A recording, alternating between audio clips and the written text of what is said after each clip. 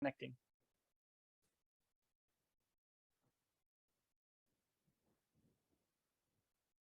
One second, can you hear me now? Yeah. I'm here. Sorry, I'm on holidays, but I'm connecting because I really believe that predictive analytics is something that in the humanitarian sector needs to be explored. So nice to meet you, everyone. I'm Rebeca Moreno from Unhcr Innovation Service. I'm lead data scientist, and I'm here with Ingmar and a lot of very, I would say, enthusiasts of data science and the humanitarian settings on how can we explore predictive analytics and how can we explore data science techniques in order to improve humanitarian response and decision making.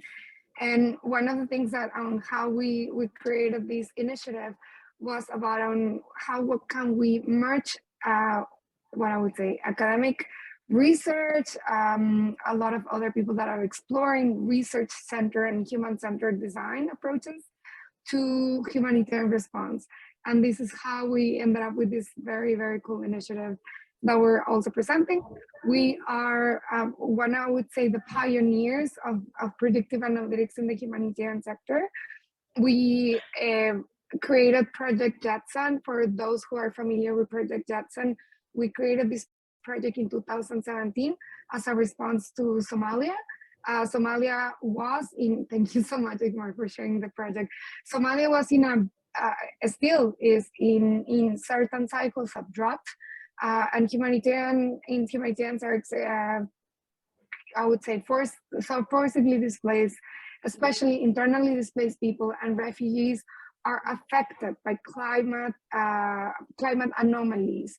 So anything that is related to climate change, which is drought, floods, and other anomalies for climate, are exacerbating for displacement. And one of these things that we wanted to see is the interrelationship, or if it's data scientists, correlation between climate and displacement. And this is how we started to help Unhcr Somalia to find out what was exactly that correlation and try to, I would say, with mathematics, try to see that relationship in between that. And this is how Project Jetson was created. One of the things that we do work in the humanitarian settings, specifically in Unhcr Innovation, where the place that I work with at the moment, is that we believe in human-centered design, which means anything that you're doing on mathematical modeling, behavioral analytics, or I would say artificial intelligence, big data analytics, anything, we do need to investigate first and foremost with the people that are affected, which is refugees, internally displaced people in this case. And we interview them on the ground, and they ask us like some of these questions that we have them just to cross-validate for those data scientists. We wanted to cross-validate that the variables that we were using were correct. And one of the things that we asked them is like, okay, what happened before you were fleeing? And that's the main question that usually you should ask them. What are some of the variables or some of the things that make you flee, right? It could be in some cases like Venezuela, which we, and Igmar has also extensive research on that operational context. It's maybe economic crisis that has a trickle down into a humanitarian, big humanitarian crisis. In our case, in Somalia, internally displaced, it was conflict generated, one, tribal rivalries, second, we would say extremist groups that are fighting each other. And one of the persons that asked us was like, okay, so yeah, one of the string groups actually was Al-Shabaab. They were menacing us. We actually flee from the area that Al-Shabaab, they asked us to give us some part of the crop, the things that we were harvesting at the time, but because of climate change, we couldn't harvest the same amount. And what happened is that they didn't have enough money or enough crop to bribe them. And basically one of the Al-Shabaab area, or I would say affiliates with Al-Shabaab, they hit the husband and they almost killed him. And so when I was interviewing now in the other side, refugee area, Doloabe in Ethiopia, when they recently flew, we were interviewing them and I was part of the interview and they were saying, well, yeah, we actually flew. They were menacing us. I actually just grabbed my stuff, sold my goats, and I flee upon, I think it was like, wait a second, you saw what? yeah. And I was like, so my goats, because my goats are my livelihoods. I'm a farmer in Somalia. Somalia are semi-nomadic things.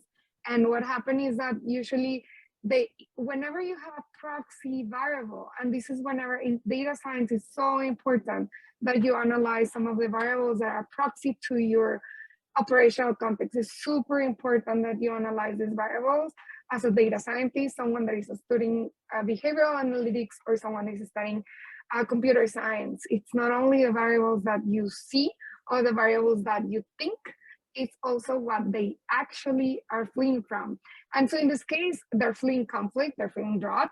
But one of the things is goats are a proxy to the variable. So what happened is they sold the goats. It's like for us or people living in Western countries, you, before you are actually fleeing or before you're moving to a new place, you would sell your assets. You will sell your house, you will sell your cars, your motorcycle, your bicycle.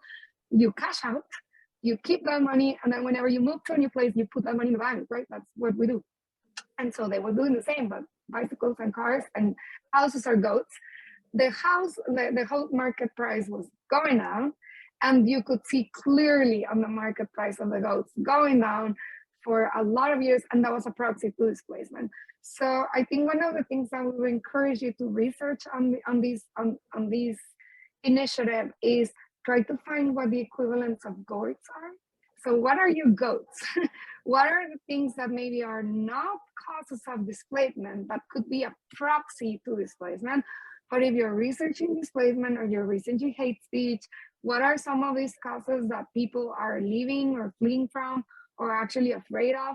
Because at the end, in all humanitarian crises, and you have seen these probably with Ukraine, there's a fearful factor, and there are people that are taking advantage of new technologies, or in this case of goats, or things that they have in their environment to actually make their flight journey a safe path. And that's what we discover. And it's one of the things that I think we pair up for having this initiative on how can you be inspired, because and if you have the opportunity and you could maybe interview some of the people that you're serving, that's one of the things that we really encourage you in Unhcr.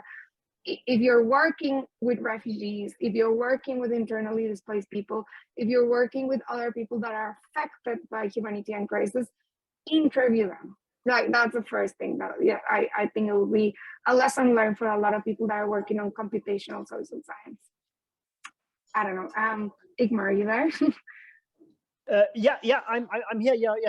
Thank you so much. And I always love the goat story. This is one of my favorite examples. Always. Are there questions, comments from the people in the room, sort of, or so? If those could be relayed, if there are any or not.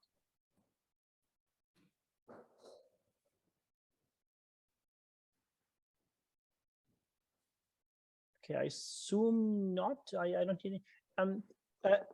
Rebecca, when it comes to sort of interviewing, internally displaced or refugees, in particular from a distance, like, I mean, is there, what would you sort of recommend to people like myself or others who are, for better or worse, like 1,000 kilometers away from all these crises? They are still trying to, help, maybe so what can we do in this situation, so right? Like, should we go through partners such as yourself, trusted organizations, or should we try to build up our own channels to people, on the ground, or what are your thoughts on it? That's a great question. I don't think it's the channel. I think, as you know, the ethics behind this, right? So for those of you who are pursuing PhD research or master degree, you have especially in your universities, some of you have very strict code of conduct or research ethics protocol, I have to say. But that's not the case of many researchers. And one of the things, like, if you follow your academic protocol, meaning you interview with consent, you actually derive questions that are neutral. Some of the questions that sometimes we elaborate tend to be, you need to watch out for bias, right? Sometimes you try to seek for validating your own research questions, a PhD student or as a master degree student for your thesis. and that's not fair. So we try to be as neutral as we can, follow academic protocol in ethics.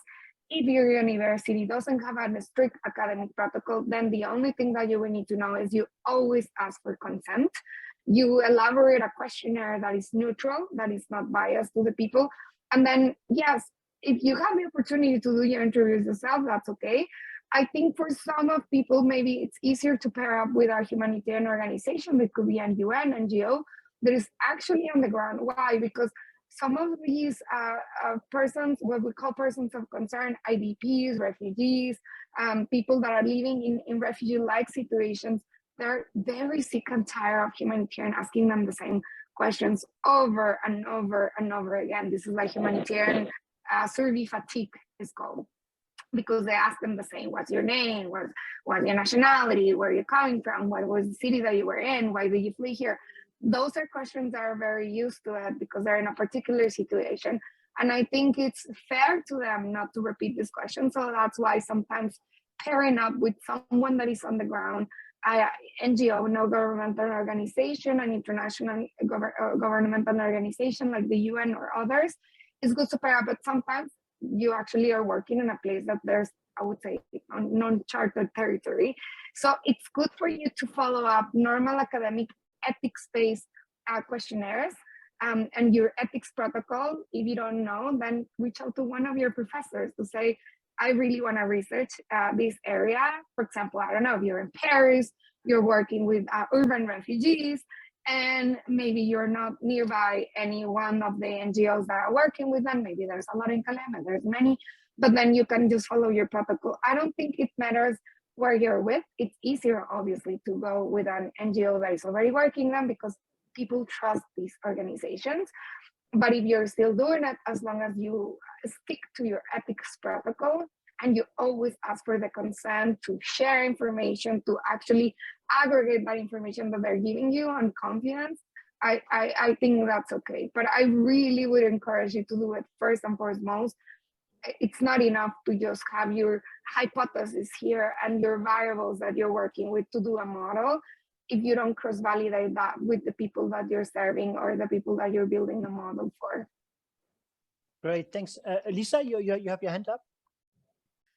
Yeah, thanks so much. I work on a project that has migration experts on it, and we continually have this conversation about modeling migration around forced migration and forced displacement around the world, but finding ways to validate it in meaningful ways. And the cost of doing, like, they do surveys around the world. So they do them in Iraq and Venezuela and so on, but the cost is non-trivial to do surveys with a very limited number of individuals. And particularly if you want to do a longitudinal type of analysis where you can see, you know, if they return home or whatever, or continue wherever they go to their second spot. It's even more complex because it's hard to even keep your pool together in order to do it. So I guess my question is, for those of us who are computational scientists who are interested in multiple regions of the world that may not already have projects like the Mexican migration or some of the other larger projects, how should we scope it so that it's actually something that's affordable, even if we have the expertise on our team? How do we scope it so it's affordable, but also so that we can then help others not have to do the same thing we're doing, and we can leverage each other's surveys a bit more, because usually they're very private and we're not allowed to share them with other groups. And so I'm curious about how you think about those two things. And that's a great question, and thank you for asking, because it's something that we struggle as humanitarians. And what you're asking is a question of samples, right? So how do we do it in a way that is efficient, meaning not expensive? And we have a representative sample that actually can serve the universe. And this is where I think data science and statistics, and if you have a very strong statistical team, I would rely on it, on how to actually do a sample that can serve the whole universe, but at the same time, be efficient in the terms of the resources that you have, because obviously doing, and I'm from Mexico, so I would know obviously doing a sample out of Mexico is huge. And a lot of people wouldn't understand that Tijuana is completely different from Chiapas, right? And it's just a way of like, what's the universe trying to model human behavior is one of the most difficult things in social science, and I would say also computational social science. And not a lot of people would fall into that behavior because ultimately it was about individual human choice. But in your case, you can actually extrapolate a bit of the behavior if there's trends. So I think one thing, work very well on having I would say, a statistical viable sample, and at the same time trying to find the outliers in your sample. Some of them maybe will follow mixed migration patterns flowing from certain countries. I don't know if you're in Mexico, I would say Honduras, Guatemala, and maybe El Salvador, etc. But suddenly maybe you're finding someone from Belize. So you, as data scientists, always understand, why is the Belizean people here? Maybe he's being, or she is being persecuted. And maybe she is actually belonging to LGBTQI community. And maybe she is a transgender person that actually no longer can be in Belize because they menace this person to be killed.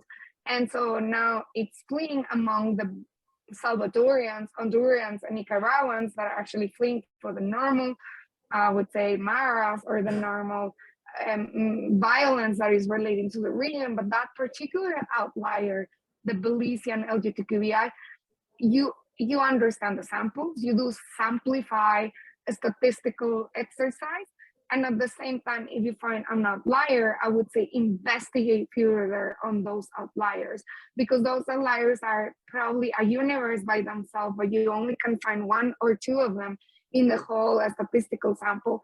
So yes, focus on your statistical sample, try to have a very good mathematical exercise out of it.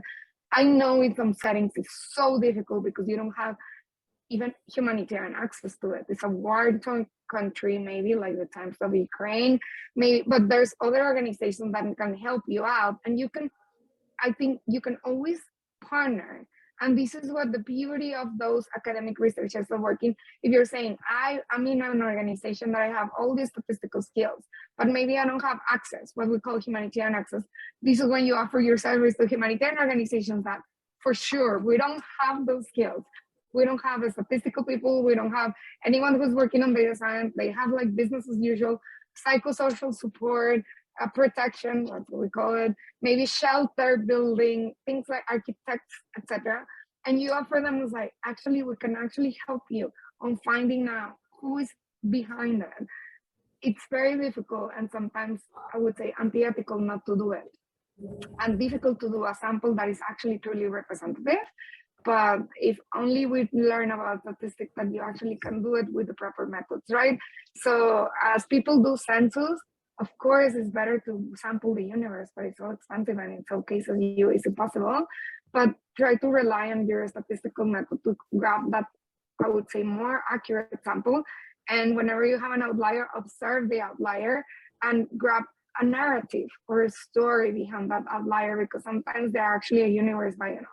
It just, I would say, if you're fishing, like you have a lot of fish, maybe a lot of tuna, and suddenly you have a fish that was not supposed to be there, but it's there. Investigate about that outlier a bit on data science. I don't know if that answered your question.